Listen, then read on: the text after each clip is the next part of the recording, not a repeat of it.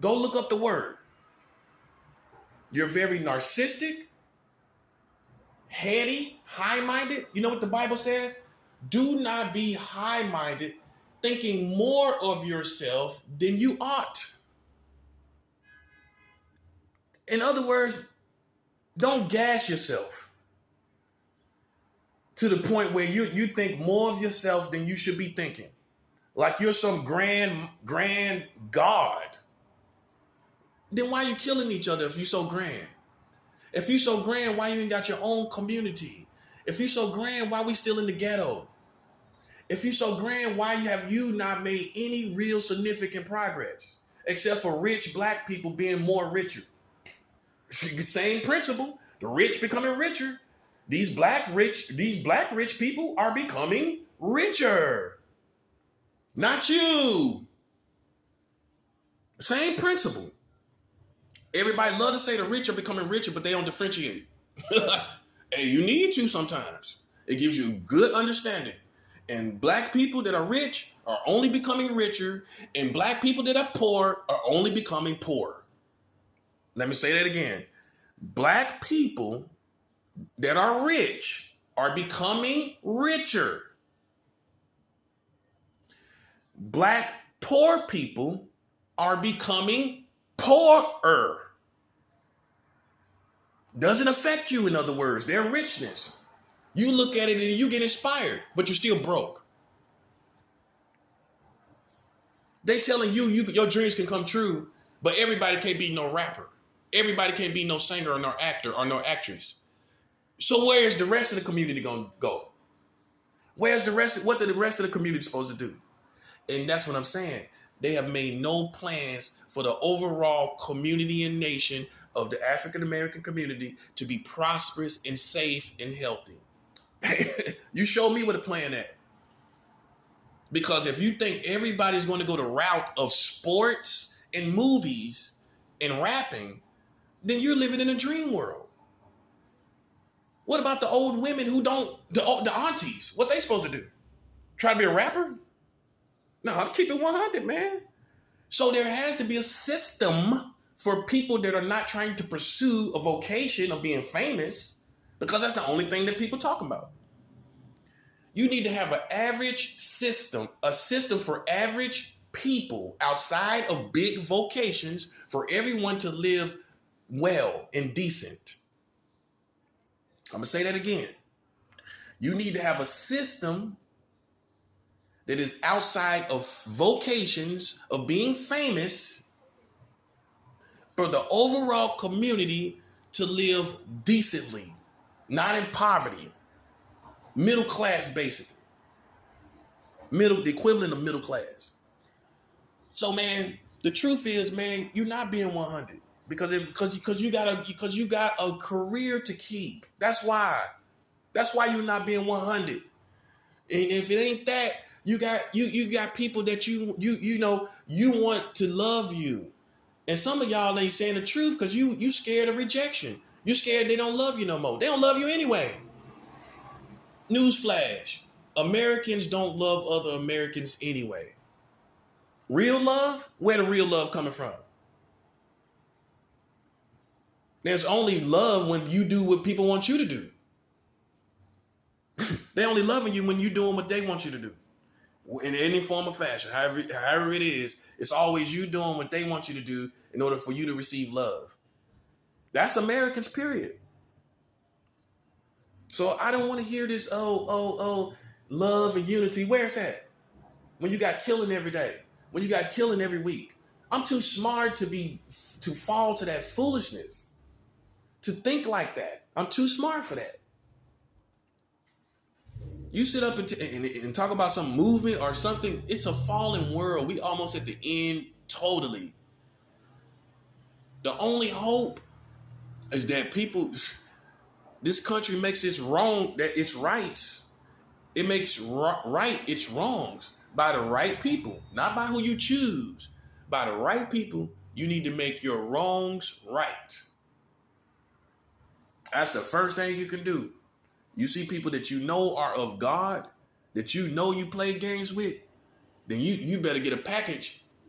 You better tell Biden to get a package deal. Yeah, he got a package deal for everything else. You better get a package deal for what your community, which you're supposed to have control over, has done to God's people. You can sit back and smile and smirk at it if you want to, but you got monkeypox and you got COVID that's rising up as we speak. You got 2 diseases now. Because you know how this go. Monkeypox, we don't know how this is going to spread and increase. We don't know. But what we do know, that's just how COVID started. All, couple cases here and there. And then boom, out of nowhere, everywhere. I'm telling you, it's already flourishing already.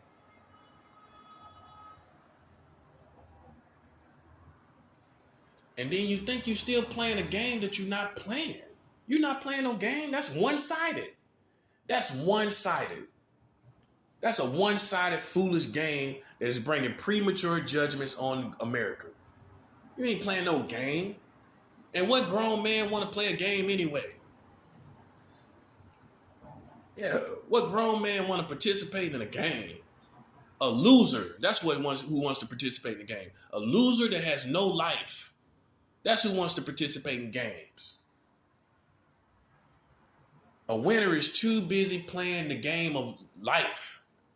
You playing the game of foolishness. You're not in the game of life. Out here getting money, minding your business. That's the game of life, partners. And you're not in it. And that's why you're being disposed.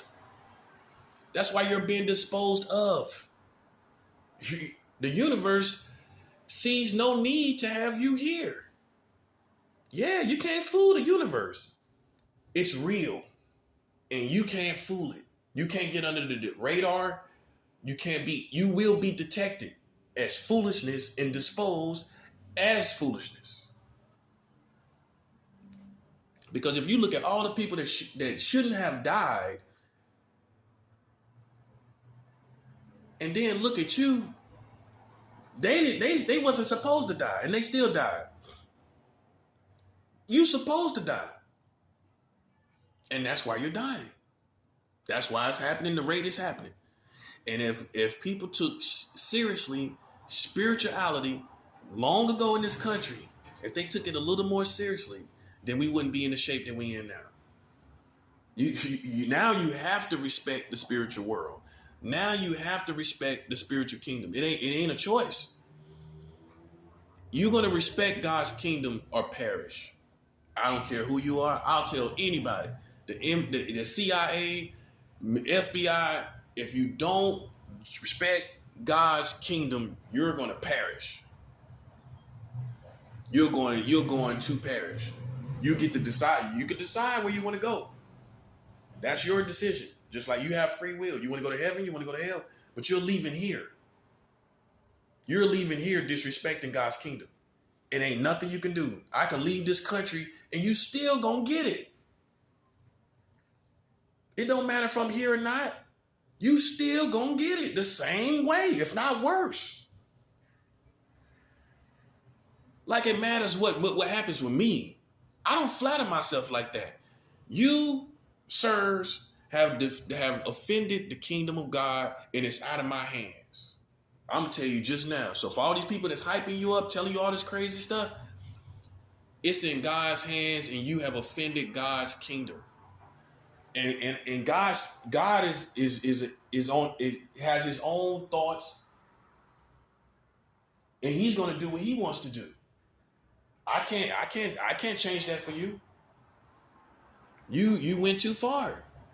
And look, you knew you could have had more control over your community, and you did not. You did not have more control. So you just sat back and let it happen. So guess what? I'm sitting back and let this happen. Hey, you sat back and watched and say you wasn't involved. I ain't involved either. I'm not involved with COVID. I'm not involved with your community. And you see how you want to blame me? You see that? But you saying you're not involved though. But you're just standing there watching, right? That's all I'm doing. You standing there watching, I'm standing here watching. Hey, I'm doing the same thing you did. I'm doing the same thing you did. You sat back and said, I ain't involved. And then you heard how I am as far as America, and then you didn't really want to get involved. But what you should have did, at least for the sake of the Constitution and the freedom of speech, which I have, you should have handled your citizens. Because at the end of the day, I didn't leave anybody dead, did I? Did I leave anybody stinking? Did I leave any of these people that I've been talking about stinking? Right? I didn't leave nobody dead that I'm talking about on these videos, right? So then now we're coming back to reality. They're doing all the movement. They're doing all the walking around and playing games. And all you can think about is what's on my mind. That's all you got. That's all you got, what's on my brain. When you got full-blown killers going to Buffalo and shooting up people in a grocery store.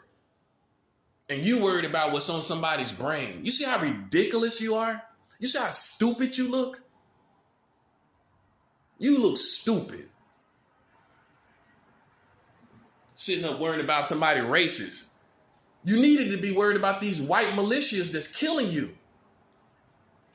You sitting up worrying about somebody being a sellout. What's worse, a sellout or a killer? A white supremacist killer? You tell me.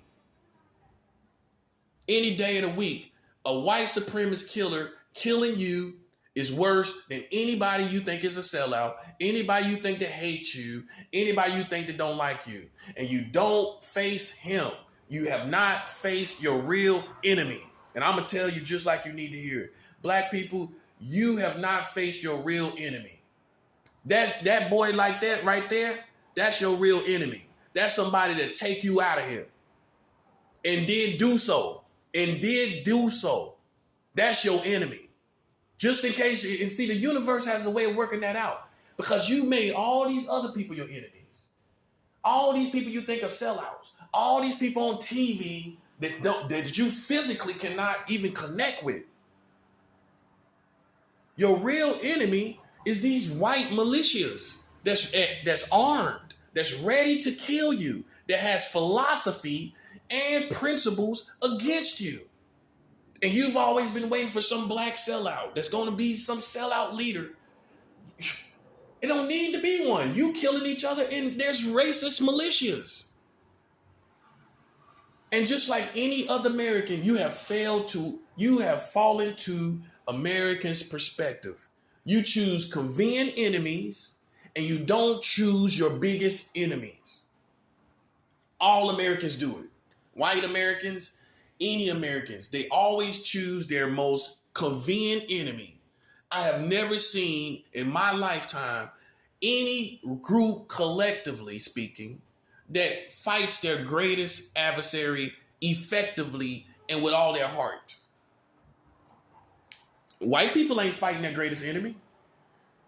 Black people are not fighting their greatest enemy. Your greatest enemy is these white supremacists, just like him. Not some white guy on the news that you don't agree with. You're choosing these white people that's, you don't like a sound bite he said. Listen what he said. Look at what that white supremacist boy did. He didn't talk about it, he was about it. And I'm keeping it real. He was about it, and he got it done. He did basically what he wanted to do. And look, you didn't have no FBI around him. You didn't have no CIA, and you didn't have no black community watching him. You didn't have that, did you? I'm sure he had a presence on the internet. I'm sure he did. I'm sure he had a presence on the internet like everybody else that you follow, that you watch. He had a presence just like them. Yet, you did not know anything about it. Yet, he was successful with killing you, which is the worst thing that you could do to anybody.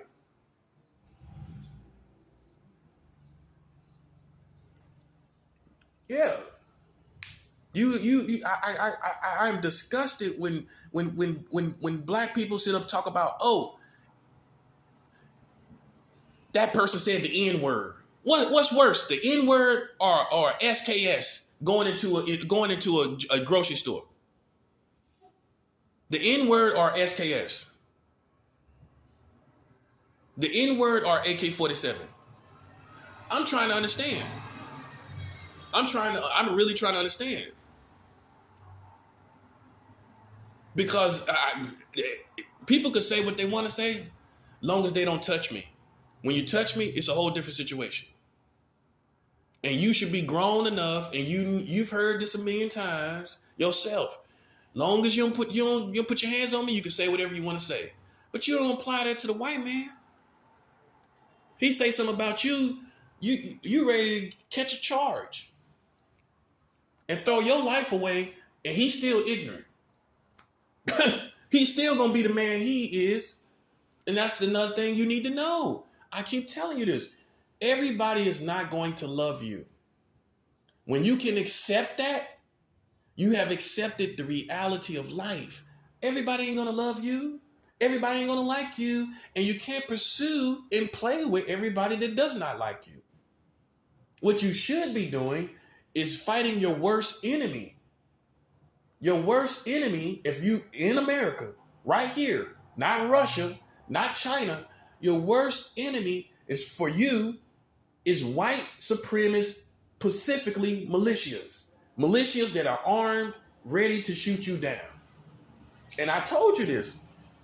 I did a video and I told you, they're ready, they're armed, they're trained, and they're out there.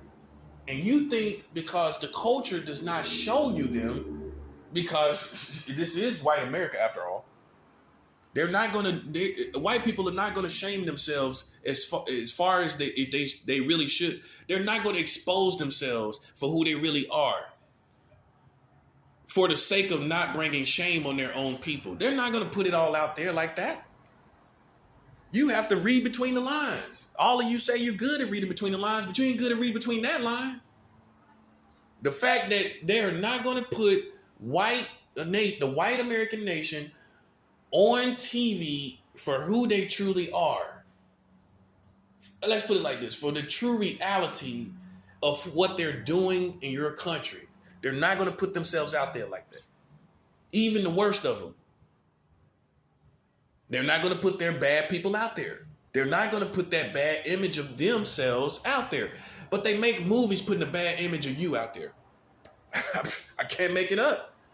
They putting a bad image of you shooting people all through the movies, all through the videos, all through the music.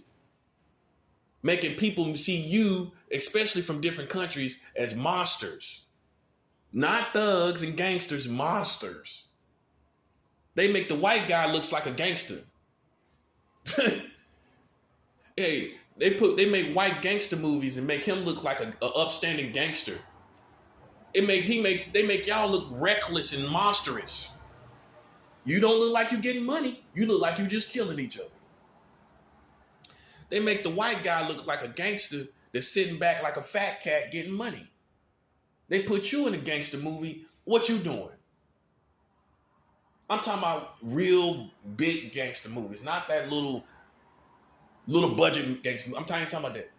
What it got you doing? What it got you doing? Doing nothing but shooting each other. That ain't no gangster. A gangster, like I told people, is a man with multiple businesses. That's gangsters. You ain't got multiple businesses, you're not a gangster. Fix that right there. That's what real gangsters are. People, men with businesses, women with businesses. And that's what everybody want to be and aspire to be. You know, half of them. That's why they run it around like that. It's somebody in their mind that's gangster that they want to be. Or they themselves want to be the latest new gangster. And if you don't, and you can't act like this is not an elephant in the room. The first thing God's people is going to address is the worst problems, right? Unfortunately, whether you think I'm racist or not, you are the worst problem. It's simple. And the only reason you've gotten this far without being properly corrected is because people are so biased to you now. That's what it is. Everybody's biased. And that's the only reason you've gotten this far without proper correction and chastisement. It's been going on. How long? 20, 30 years? Since the 90s. We've had real onslaught, slaughtering of black people. Since the 90s. Since all the gangbanging. Mm-hmm. And see, honestly, what you really need to hear, how you need to hear it, is that you got your priorities out of check. You need to go check yourself. That's real. You trying to check racism, and you trying to check sound bites, but you're not But you're not checking the gun that bites. You're not doing that. You want sound bites, but you don't check the gun that bites. You don't check gunfights, but you check sound bites. Okay. See that? See that? You check sound bites, but not gunfights from black people shooting guns and fighting with each other with guns. You don't check that though, but you check sound bites. And you can sit up and say, man, you can love your people and still be real. You can love your people and still keep it 100. You see them all the time. Guys out there speaking information, knowledge, to the people, telling them trying to go the right way. You don't have no problem with that. You don't have a problem with it until you feel like the motives are wrong. That's when you got a problem with it. Well, you listen to other people say it. You listen to a guy that's on the corner speaking knowledge and everything. You let him say it. So, in other words, you receive the truth from certain people. And you wonder why it's happening. You don't think white people could see the hypocrisy? Let's keep it real. You don't think white people could see that you killing each other? You think you got some magic blanket that you can get under, that they don't see that?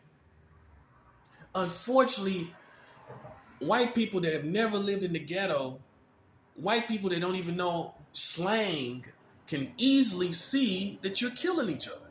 You don't have a magic blanket to hide under, culturally speaking. They see it clearly. And so it's safe to assume that they clearly see the hypocrisy. You worried about white people killing you, but they're not nearly killing you as much as you are killing yourself. That's the worst form of hypocrisy that you can have right now. And I'm gonna tell you, like I said, how we got out of control is because you sat back and remained biased for the sake of love that you still don't get, and respect that you still don't get. So you've been doing all this shaking and jiving and shucking and jiving, hiding the facts, not acknowledging the facts. It's shucking and jiving. You're not acknowledging the elephant in the room. But everybody said they can read between the lines and keep it 100 and see. They want to speak knowledge and information. I don't want to have any conversation with black people that do not acknowledge killings of other black people. We ain't going to sit in the room and talk about nothing. Why is there a need to? Why should we? Why? And then you go back, and then everybody goes back to killing each other. Nah, man. I'm the new generation. I'm too smart for that. I'm the new generation. And in the new generation, it's no way in the world you can sit up and tell me about anything the police is doing to you and you doing it worse to yourself. It's that simple. You don't think the police see that too? Yeah, everybody complaining about the police, but hey, we got to go scoop up people every day. We got to scoop up people every day in this country. While you sitting up here talking about what the police doing. And guess what? And when your kids go missing, who the first person you call? The police. Yeah, everybody talking about no snitch policy, anti-cop. But if your auntie go missing, who you calling? The gangsters to find your auntie, they not sophisticated enough. As far as technology, gangsters can't find your auntie. You gonna call the police if your family go missing. So for all the people that say, well, I don't snitch, I bet I don't mess with the police. But I bet if you have a missing family member that you don't know where they're located, you're calling 911. If you see a crazy person in your community that's raving up and down the streets, you're probably going to call 911. If you see someone push someone on the train tracks in a subway station, you could be the thuggish of thuggish. I guarantee you, you're going to be compelled to call the cops on that man or woman. You just going to let somebody push somebody on the tracks? A senseless killing and ain't got nothing to do with drug dealing, ain't got nothing to do with hustling, ain't got nothing to do with the gang. Let's get that 100. Ain't got nothing to do with the gang. Crazy, senseless killings, most of the times, they don't even talk about the people selling drugs. Look at these killers and the shootings that happen.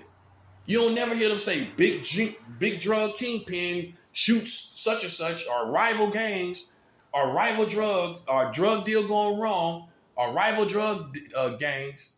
You don't hear that. You hear senseless killings. That's also the new generation. That's also the new generation. People that are not drug dealers, are not in the game, so to speak, but are killing people. I protect myself. That's the difference. And I'm aggressive about protecting myself.